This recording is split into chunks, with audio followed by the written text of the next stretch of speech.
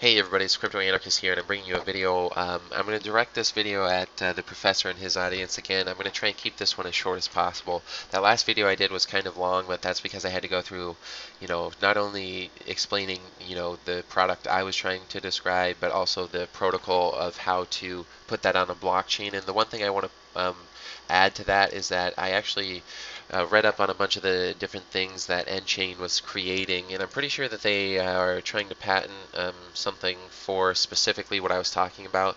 Like they have a patent pending solution that involves their split key technique or whatever, split key signatures. I don't know the specifics on that. Obviously, there's some trade secrets involved with that because it's patent pending. But that was basically what I was talking about exactly, where you use hash tables to store data on a blockchain. You don't actually store the data on the blockchain, you store the data off the blockchain.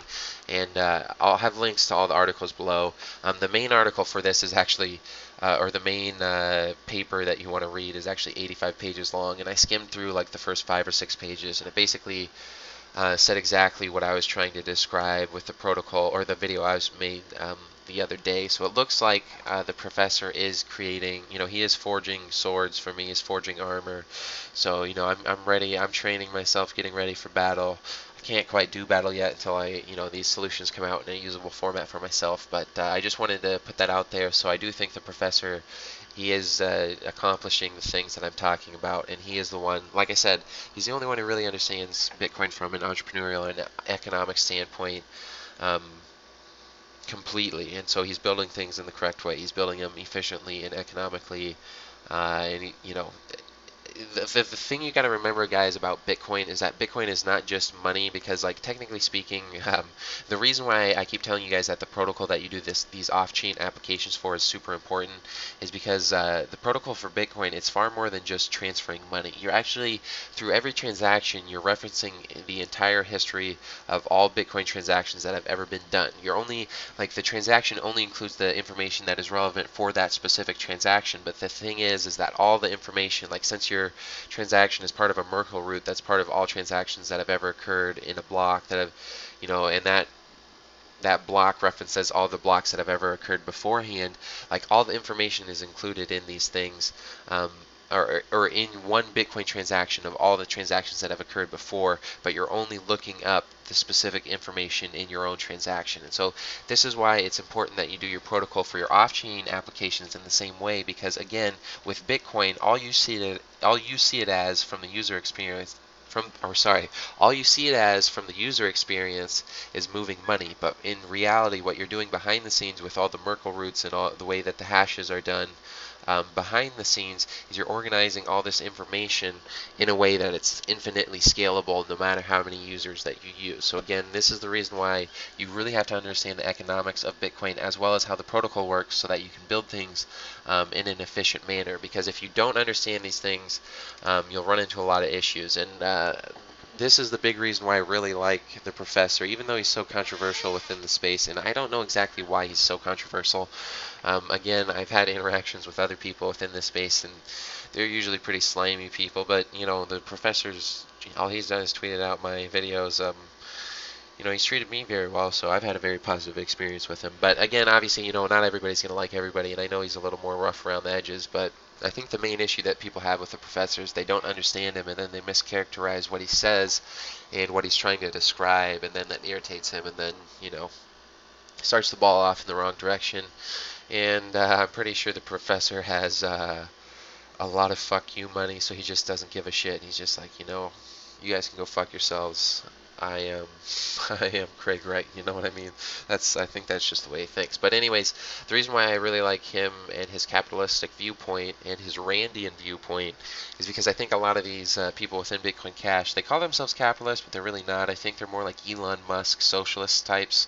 They call themselves, I think, more like Proud Hun or Proud Un. I don't know exactly how you actually pronounce that name. I only know how you spell it, Proud, H-O-N or whatever. Those types of like market socialists. And the problem with market socialists is they have some wonky ideas on private property. And you see this with people like Rick Falkveen. Rick Falkveen, again, he had a video where he talked about the exact same topic that we're going to talk about in this video, and that's the block reward, and how the block reward is actually going to inhibit growth within Bitcoin Cash, and we need to change it. Not that we need to change the because there's only going to be one Bitcoin, right? Okay, there's only going to be one Bitcoin, and so we need to keep using Bitcoin Cash as the one Bitcoin, but we need to create a bunch of minority forks that have no function other than to be used as experiments, okay? And the reason why we need to do this is, even though Rick Falkveen, he keeps saying, oh, the block reward doesn't run out till 2140, well, the block reward basically becomes zero within, like, 15 to 20 years. I'll try and put up a graphic image after I make this video. I don't have it right now as I'm recording the audio, but Rick Falkveen keeps saying like, oh, this doesn't matter for hundreds of years, and it matters in a little over a decade. It might even matter quite a bit in a decade. And I really like Craig Wright, and I really like I really like Craig just because he always talks about the Bitcoin from a capitalistic standpoint, and he understands that, yeah, if we don't have enough throughput, the system's going to run under strains, like it's going to have issues. And so this is my main issue with the secondary video that was posted along with one of the videos that Craig posted on one of his tweets on his profile, where I made my video, The Bitcoin Killer. You can reverse this video and the content of it, and it's actually a way that you can save Bitcoin. And the way that you do this is just through minority forks, where you're just trying to experiment to try the ideal inflation rate. Because again, money, as far as money has ever been used globally, okay, gold and silver were used as that money. That's always the way it's been.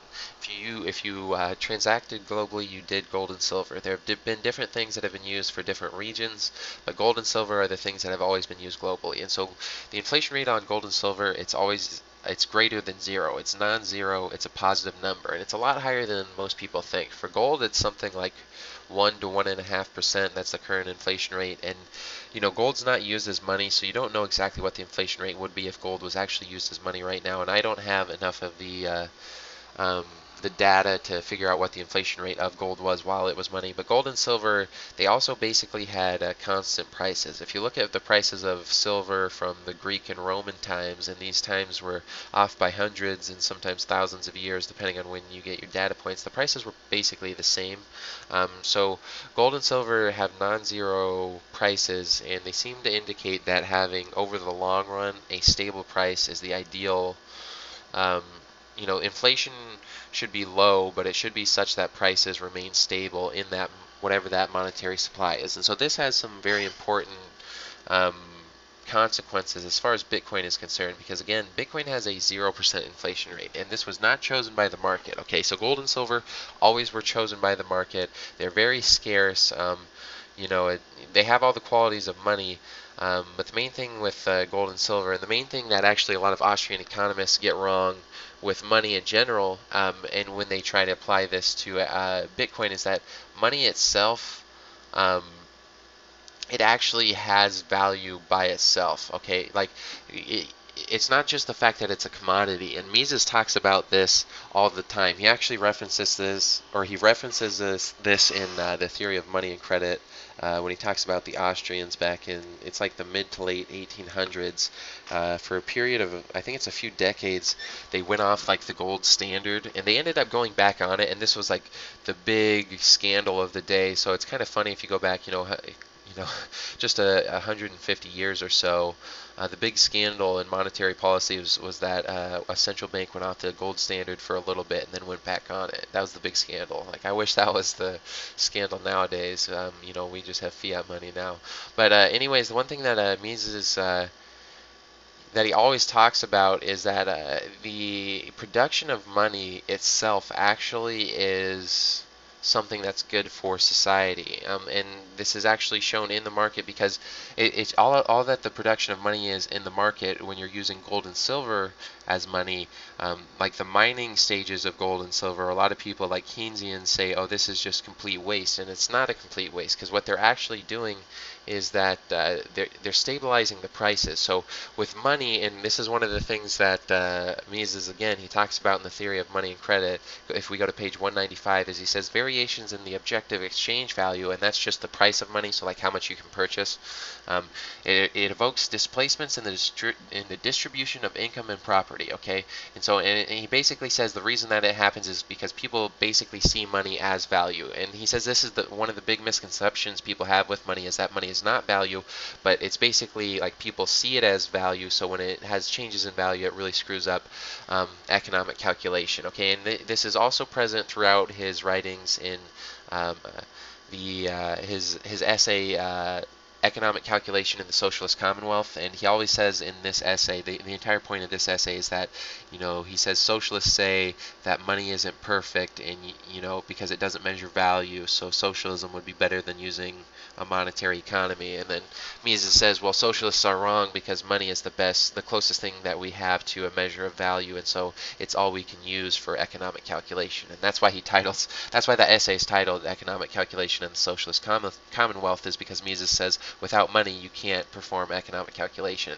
And then he also says throughout that essay, the ideal money is a money that has basically stable value over the long term, and that's why gold and silver keep being used, okay? But again, these variations do cause displacements in the monetary economy, and the one thing that you have to remember is that central banking, and specifically fractional reserve banking, according to the Austrian theory of the business cycle, which is pretty straightforward and it's pretty logical.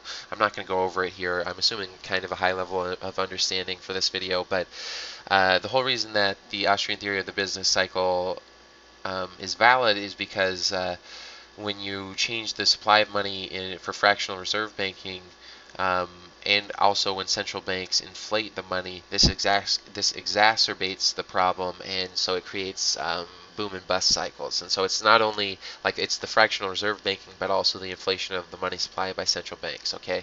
And so what Bitcoin actually does here is when Bitcoin Cash, when the block reward goes to 0, it actually reverses this problem. Now, I want to be straightforward with you guys. Bitcoin as it stands, it's leaps and bounds better than the fiat fractional reserve central banking system, okay? And you could have central banking on Bitcoin, but central banking on Bitcoin is still leaps and bounds better than central banking on fiat money, okay? So I'm not saying like the fact that Bitcoin has a 0% inflation rate, like that's going to make it completely terrible and worse than fiat. No, it's still the best thing we've got, right now. You can make the argument that gold and silver, because gold and silver, the production of it is completely market oriented. It's a complete, like, how much gold and silver is going to be mined, you don't know. It's just based on market supply and demand.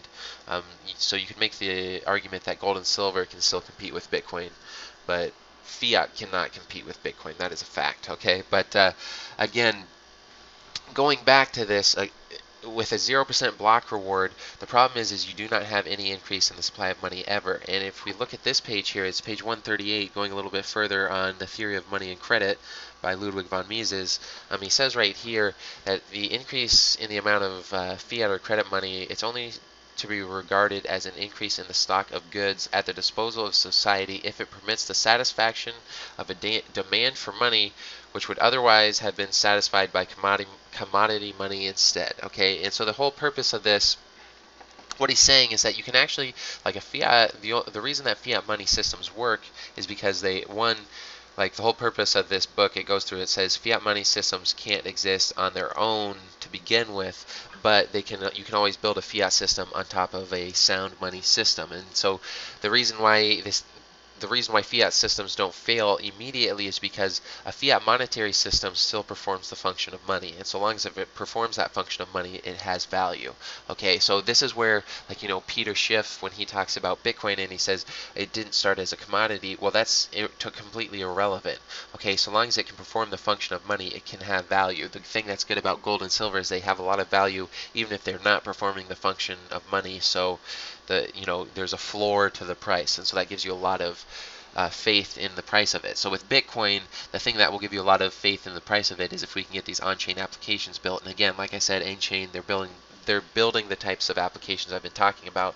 But this inflation rate that it has, with the 0% inflation rate, you will never have an increase in the amount of money with Bitcoin. And again, the reason why you want to increase the amount of money is once Bitcoin is used as the world's global monetary supply. So again, we're not there yet, but once it's used as a global monetary supply, you want the value of a unit of, or like one Bitcoin, to stay about stable. Okay, and now obviously value can't be measured. Okay, so nobody has any idea what this looks like. There's no way to look at the value of Bitcoin and be like, yep, it's doing the right thing. You have no way to do this. You just have to have a bunch of competition in the market. And again, as of right now, the block reward on Bitcoin, it was just chosen by Satoshi Nakamoto, and it was chosen as 0. Okay, and if you go through on different pages on the theory of money and credit by Ludwig von Mises, page 99 here, he says you can't have money that's too scarce. He actually says you can't have precious stones or radium. Like radium decomposes, so that's a highly negative inflation rate. Although the inflation rate